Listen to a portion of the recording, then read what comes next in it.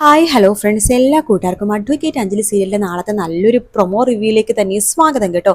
Channel ആദ്യമായിട്ടാണ് കാണുന്നതെങ്കിൽ ഒന്ന് സബ്സ്ക്രൈബ് ചെയ്ത് ലൈക്ക് ചെയ്ത് സപ്പോർട്ട് ചെയ്യാൻ വേണ്ടി മറക്കല്ലേ. അങ്ങനെ നമ്മുടെ ഗോവിന്ദൻ ഉണ്ണിയുടെയും അതുപോലെ തന്നെ രമ്യയുടെയും വാക്ക് കേട്ടിട്ട് നമ്മുടെ അർജുൻ ബെഡ്റൂമിലേക്ക് പോകുന്ന ഭാഗത്തോടെയാണ് ഇന്നത്തെ എപ്പിസോഡ് തീർന്നിട്ടുണ്ടായിരുന്നത്. ഗോവിന്ദനുണ്ണിയും രമ്യയും പറയണ്ടേ, എടാ നോക്ക്, ഭാര്യ ഭർത്താക്കന്മാരാകുമ്പോൾ പ്രശ്നങ്ങളൊക്കെ ഉണ്ടാവും, അഭിപ്രായ വ്യത്യാസങ്ങൾ ഉണ്ടാവും. കാരണം നിങ്ങൾ രണ്ടും രണ്ട് വ്യക്തികളാണ്.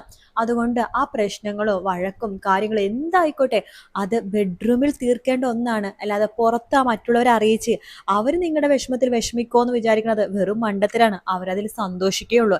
പിന്നെ നിങ്ങളുടെ കാര്യത്തിൽ അഭിപ്രായം പറയാൻ പോണത് പുറത്തുനിന്നുള്ളവരായിരിക്കും. എന്തിനാണ് വെറുതെ പുറത്തുനിന്നുള്ളവരെ അകത്തേക്ക് കയറ്റുന്നത്? നിങ്ങൾ തമ്മിലുള്ള പ്രശ്നം ബെഡ്റൂമിൽ പറഞ്ഞും തീർക്കണം. അല്ലാതെ നീ എപ്പോഴും നിലത്ത് താഴെ സിറ്റ് ഔട്ടിന്റെ അവിടെ കിടന്നിട്ടും അവള് ബെഡ്റൂമിൽ പോയി കിടന്നാൽ എങ്ങനെ ശരിയാകും? അതുകൊണ്ട് നീ ഒന്നും കൊണ്ട് ടെൻഷൻ ആവണ്ട, നീ അകത്തേക്ക് കയറിക്കോ. ഹാപ്പി സെക്കൻഡ് നൈറ്റ് എന്ന് പറഞ്ഞിട്ട് നമ്മുടെ ഗോവിന്ദനും രമ്യ അവിടെ നിന്ന് പോവാണ്. അർജുൻ ചെറിയ ടെൻഷനോടും ചെറിയൊരു സന്തോഷത്തോടു കൂടി തന്നെ അകത്തേക്ക് കയറുന്നുണ്ട്. അഞ്ജലി ഞെട്ടലോടെ തന്നെ അർജുൻ ഒന്ന് നോക്കുന്നുണ്ട്. ഒരു ആക്കി നോട്ടമാണ് അഞ്ജലി നോക്കുന്നത്. അർജുൻ വാതിലടക്കാണ്. ശേഷം ലോക്കൊന്നും ചെയ്യുന്നില്ല, ജസ്റ്റ് ഒന്ന് വാതിലടക്കുന്നേ ഉള്ളൂ. അർജുൻ അഞ്ജലിയുടെ അടുത്തേക്ക് വരുമ്പോഴേക്കും അഞ്ജലി ചോദിക്കുന്നുണ്ട്, എന്താ ഉദ്ദേശം? അത് ഉറങ്ങാൻ? ഓഹോ, അല്ല ഇന്നലെ ഇവിടെ ഉണ്ടായിരുന്നില്ലേ? ഞാനിവിടെ ഉണ്ടായിരുന്നു. അല്ല ഇന്നലെ ഇവിടെ കിടക്കാൻ കണ്ടില്ല. നിലത്ത് എവിടെയെങ്കിലും പോയി കിടന്നോ? ആ അതാ ഇന്നെന്താ കിടക്കാതിരുന്നത്? ഞാൻ എപ്പോഴും അവിടെ കിടന്നു കഴിഞ്ഞാൽ അതിന്റെ നാണക്കേട് തനിക്കും എനിക്കും അല്ലേ? എനിക്കൊരു നാണക്കേടുമില്ല. അല്ല മറ്റുള്ളവരെന്ത് വിചാരിക്കും? അതെനിക്ക് അറിയേണ്ട കാര്യമില്ല എന്ന് അഞ്ജലി പറയുമ്പോ, എടോ അതല്ല, ഞാൻ പറയണതൊന്ന് കേൾക്ക്. സോറി അർജുൻ, എനിക്ക് അർജുനോടുള്ള ദേഷ്യവും ഇതൊന്നും മാറിയിട്ടില്ല. അത് വരാം, എനിക്ക് എന്തായാലും കുറച്ച് സമയം വേണം. അതിനെ ഞാനൊന്നും പറഞ്ഞില്ലല്ലോ. ഞാനിവിടെ എവിടെയെങ്കിലും കിടന്നോളാം. ആ അങ്ങനെ എവിടെയും കിടക്കേണ്ട കാര്യമൊന്നുമില്ല. ഇത്രയും വലിയ കട്ടിലില്ലേ, കട്ടിലേതിന് സൈഡിൽ തന്നെ കിടന്നോ. ഏ താൻ സത്യമാണ് പറഞ്ഞത്? കട്ടിലേക്ക് കിടന്നു കഴിഞ്ഞാൽ തനിക്ക് കുഴപ്പമൊന്നുമില്ലേ? ഹലോ ഹലോ ഹലോ, വേറൊന്നുമല്ല. ഇത്രയും വർഷം ഇതുപോലൊരു പട്ടുമെത്തൽ കിടന്നുറങ്ങിയ അർജുൻ രാഘവ് നിലത്ത് കിടന്നുറങ്ങിക്കഴിഞ്ഞാൽ അതിന്റെ ക്ഷീണം അർജുന് മാത്രമല്ല എനിക്കും അതെ. അല്ല നിലത്ത് കിടന്നാൽ ചിലപ്പോൾ മേലുവേദന, മുതുകുവേദന, കഴുത്ത് വേദന, കൈവേദന, അങ്ങനെ പല പ്രശ്നങ്ങളും ഉണ്ടാവുമല്ലോ. അതുകൊണ്ട് അർജുൻ ബെഡിൽ കിടന്നോ, ദേ അപ്പുറത്തെ സൈഡിൽ ഞാൻ കിടന്നോളാം എന്ന് പറഞ്ഞിട്ട് അഞ്ജലി കിടക്കുന്നുണ്ട്. എനിക്ക് നല്ല ഉറക്കം വരുന്നു. അഞ്ജലി പ്ലീസ്, എനിക്ക് തന്നോട് സംസാരിക്കാനുണ്ട് എന്ന് അർജുൻ പറയുമ്പോൾ, പ്ലീസ് അർജുൻ, ഒരുപാട് സമയം എനിക്ക് ഉറങ്ങണം എന്ന് പറഞ്ഞിട്ട് അഞ്ജലിക്ക് കിടക്കുവാണ് ചെയ്യണത്. അർജുൻ കുഴപ്പമില്ല, എന്തായാലും ബെഡ് വരെ എത്തിയല്ലോ. ഇനി കാര്യങ്ങളൊക്കെ പതുക്കെ ശരിയാക്കാം എന്ന് അർജുനും വിചാരിക്കുകയാണ്. അങ്ങനെ അർജുന് നല്ല ഉറക്കമാവാട്ടോ. തന്റെ തൊട്ടപ്പുറത്ത് താൻ സ്നേഹിക്കുന്ന തന്റെ അഞ്ജലി കിടക്കുന്നുണ്ടല്ലോ, അതിന്റെ ഒരു സന്തോഷം നമ്മുടെ അർജുന് നന്നായിട്ടുണ്ട്. അങ്ങനെ അർജുനും അഞ്ജലി ഒരുപാട് നാളിന് ശേഷം സുഖമായിട്ട് അങ്ങനെ കിടന്നുറങ്ങാണ്. അതേസമയം നമ്മുടെ ശ്യാമളയാണെങ്കിൽ ആകെ വിഷമിച്ചിരിക്കാട്ടോ. എന്താ ശ്യാമളെ, നിന്റെ വിഷമം ഇതുവരെ മാറിയില്ലേ എന്ന് ചോദിക്കുമ്പോ, എന്നാലും അഞ്ജലി അവളെ കാണാതെ എനിക്ക് പറ്റുന്നില്ല എന്ന് പറയാണ്. കൊള്ളാം, തനിക്ക് അഞ്ജലിയെ കാണാതെ പറ്റുന്നില്ല, പക്ഷെ അവൾക്കോ എന്ന് ചോദിക്കുമ്പോഴേക്കും നമ്മുടെ ശ്യാമള ഒന്നും തന്നെ മിണ്ടുന്നില്ല. ആ സമയത്ത് ശിവരാമൻ പറയുന്നുണ്ട്, എടോ തനിക്ക് അവളെ കാണുമെന്നുള്ള തോന്നലും കാര്യങ്ങളൊക്കെ നന്നായിട്ടുണ്ടെന്ന് എനിക്ക് മനസ്സിലായി. പക്ഷെ അവൾക്ക് ആ തോന്നലുണ്ടല്ലോ, ദേ തനിക്ക് അവളെ കാണാതിരിക്കാൻ പറ്റുന്നില്ല. എന്തുകൊണ്ട് അവൾക്ക് തന്നെ കാണാതിരിക്കാൻ പറ്റുന്നില്ല എന്ന് ചിന്തിച്ചൂടാ? നമ്മളൊക്കെ അവളുടെ മനസ്സിൽ നിന്ന് പോയി. അവൾക്ക് നമ്മളെ കാണണമെന്നോ സംസാരിക്കണോ ഒന്നുമില്ല. നോക്ക്, അവൾ ഇവിടെ നിന്ന് ഇറങ്ങിപ്പോയിട്ട് ഇപ്പൊ 2 ദിവസമായി. അവൾക്ക് വേണമെങ്കിൽ ഇവിടെ വരാലോ. എത്ര ആട്ടിപ്പായിച്ചാലും നമ്മൾ അച്ഛനും അമ്മയല്ലേ, നമ്മളെ കാണാൻ വേണ്ടി വേണമെങ്കിൽ അവൾക്ക് ഇവിടെ വരാലോ. അവള് വന്നോ? ഇല്ലല്ലോ. അപ്പൊ അത്രയേ ഉള്ളു അവൾക്ക്. ഇപ്പൊ അനുപമനെ പോലെ തന്നെയായി അഞ്ജലി. താൻ അങ്ങനെ വിചാരിക്കേ, നമുക്കേ മക്കളില്ലെന്ന് അങ്ങോട്ട് വിചാരിച്ചാൽ മതി. ശിവരാമേട്ടൻ എന്തൊക്കെയാ പറയണത്? ഇന്നലെ വരെ കൂടെ ഉണ്ടായിരുന്ന നമ്മുടെ മകൾ അഞ്ജലി, അവള് ഒരു തെറ്റ് ചെയ്തു, അതറിയാതെ സംഭവിച്ചെന്ന് അവൾ പറയുകയും ചെയ്തല്ലോ. അതിന് അവൾ ഇത്രമാത്രം ശിക്ഷിക്കേണ്ട കാര്യമുണ്ടോ? ഇത് ശിക്ഷയല്ല. അവള് വിവാഹം കഴിഞ്ഞു, അവളുടെ ഭർത്താവിന്റെ വീട്ടിലാണ്. അങ്ങനെ വിചാരിച്ചാൽ മതി. അതെ, എനിക്ക് കുറച്ച് കാര്യങ്ങളൊക്കെ ചെയ്യാനുണ്ട്. അല്ല നിങ്ങളിത് എവിടേക്കാ പോണത്? ഒരു ജോലിയുടെ കാര്യം നോക്കാൻ. ശിവരാമേട്ട, ഞാൻ 2-3 മാക്സിയുടെ കുറച്ച് കച്ചവടം എടുത്തിട്ടുണ്ട്.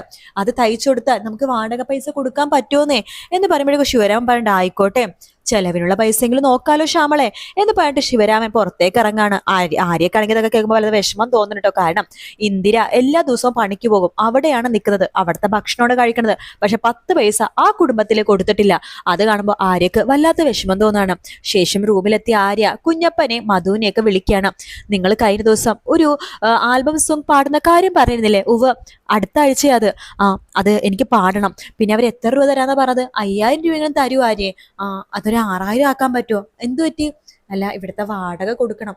അയ്യോ ഈ മാസത്തെ വാടക കൊടുത്തില്ലേ? ഈ മാസത്തിനല്ല കഴിഞ്ഞ മാസത്തെ ഒന്നും കൊടുത്തിട്ടില്ല എന്ന് പറയാണ്. അയ്യോ അത് കഷ്ടമായല്ലോ. അത് കുഴപ്പമില്ല, എന്തായാലും ഞങ്ങൾ വേണമെങ്കിൽ പൈസ തരാം. അയ്യോ വേണ്ട വേണ്ട, ആ പാട്ട് പാടിയ പൈസ കിട്ടിയാൽ മതി, എന്തെങ്കിലും കള്ളം പറഞ്ഞ് ഞങ്ങൾക്ക് ഇവിടുന്ന് പോവാം എന്ന് പറയാണ്. ശരി ശരി, എന്നാ അവിടെ മധുവും കുഞ്ഞപ്പനൊക്കെ പറയണ്ട. അപ്പൊ ആരൊക്കെ സമാധാനാവാണ്.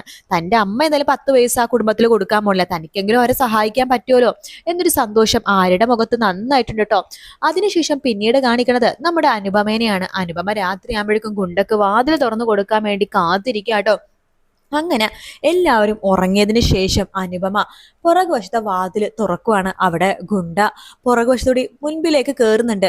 ശേഷം അനുപമ ശബ്ദമുണ്ടാക്കില്ലേ, മുകളില് അവരുടെ റൂം മാറിപ്പോവല്ലേ? എനിക്ക് മാറുമെന്നില്ല. അപ്പോൾ കാര്യം കഴിഞ്ഞിട്ട് നിങ്ങൾ പെട്ടെന്ന് തന്നെ പോകണം കേട്ടോ എന്ന് പറയുമ്പോഴേക്കും ശരി ശരി എന്ന് പറഞ്ഞിട്ട് ആ ഗുണ്ട നേരെ മുകളിലേക്ക് കയറി പോവാണ്.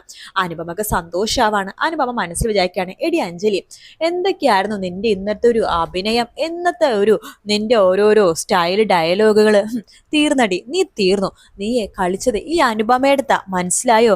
നീ ഇനി തീരാൻ പോവാടി. ഇന്നത്തെ രാത്രി കഴിഞ്ഞ നീ പിന്നെ നാളത്തെ സൂര്യോദയം കാണാൻ നീ ഉണ്ടാവില്ലടി മോളെ. ഇതേ ഈ അനുപമയുടെ നിലനിൽപ്പിന്റെ പ്രശ്നമാണ്. അതുകൊണ്ട് ഗുഡ് ബൈ അഞ്ജലി. താൻ ഇനി എന്തായാലും ഇനിയിപ്പോ ഈ വീട്ടിലുണ്ടാവില്ല. ഇനി ഈ വീട്ടിലെ റാണിനെ പോലെ തനിക്ക് കഴിയാം. അർജുൻ കുറെ നാളെ വിഷമിച്ച് കഴിയായിരിക്കും, പിന്നെ അവൻ ആരെ കിട്ടിയാലും എനിക്ക് കുഴപ്പമില്ല. എന്തായാലും അഞ്ജലി എന്ന് പറഞ്ഞ സാധനം പോയല്ലോ, അതെന്നെ സമാധാനം. ഇനി ഒന്ന് സുഖമായിട്ട് കിടന്നുറങ്ങണം. അല്ലെങ്കിലേ നാളെ അഞ്ജലിയുടെ ഡെഡ് ബോഡി കൊണ്ടുവരുമ്പോ കരയേണ്ടതല്ലേ, അപ്പോൾ നല്ല സുന്ദരിയായിട്ടിരിക്കണ്ടേ എന്നൊക്കെ പറഞ്ഞിട്ട് നമ്മുടെ അനുപമ നല്ല സുഖമായിട്ട് ഉറങ്ങാൻ വേണ്ടി പോകുക കേട്ടോ. അങ്ങനെ ആ ഗുണ്ട പതിക്കെ അഞ്ജലിയുടെയും അർജുന്റെ റൂമിലേക്ക് കയറുന്നുണ്ട്.